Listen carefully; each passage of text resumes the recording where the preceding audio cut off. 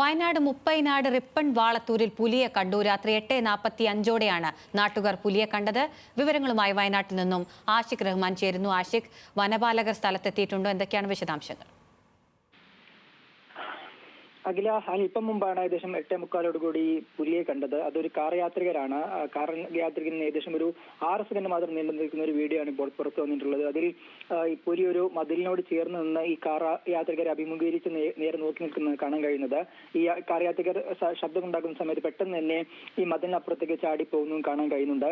നമ്മൾ അന്വേഷിച്ച സമയത്ത് ഈ മുപ്പൈനാട് അത്ര ഒരു വന്യമൃഗശല്യം ഏറിയ സ്ഥലമല്ല. പക്ഷേ അപ്രതീക്ഷിതമായി ഈ പുലിയെ കണ്ടതിന്റെ ആഘാതത്തിലാണ് നിലവിൽ നാട്ടുകാർ. അപ്പോൾ ഈ വാർത്ത വന്നതിന് പിന്നാലെ തന്നെ വനപാലകരൊക്കെ ഇവിടേക്ക് എത്താൻ ശ്രമം നടക്കുന്നുണ്ട്. 8:45 ആയതിനാൽ തന്നെ വനപാലകരെല്ലാം ഇവിടേക്ക് എത്തി തുടങ്ങുന്നുണ്ട്. എന്തായാലും കൂടുതൽ പരിശോധന നടത്തും. ഒരുപക്ഷേ നാളെ രാവിലെയോട് കൂടി ഒരു വനപാലകരുടെ ഒരു സമഗ്രമായ തിരച്ചിൽ തന്നെ ആ പ്രദേശത്ത് ഉണ്ടാകാനുള്ള സാധ്യതയുണ്ട്. സ്വാഭാവികമായും പുലിയെ കണ്ടതിനാൽ തന്നെ നാട്ടുകാരും ഈ പുലിയെ കൂടുന്ന ഒരു ആവശ്യം ഉന്നയിക്കുന്നുണ്ട്. പുലിയെ കൂട് വെച്ച് തന്നെ പിടികൂടുന്ന ഒരു ആവശ്യം സ്വാഭാവികമായും നാട്ടുകാർ ഉന്നയിക്കാൻ സാധ്യതയുണ്ട്. എന്തായാലും അടുത്ത ദിവസങ്ങളിലും ഒരുപക്ഷേ ഈ പുലിക്ക് വേണ്ടിയുള്ള തെരച്ചിൽ ഊർജിതമാക്കാനായിരിക്കും വനംവകുപ്പിന്റെ ശ്രമം. അഖില, ആഷിഖ് റഹ്മാനാണ് വിവരങ്ങൾ നൽകിയത്.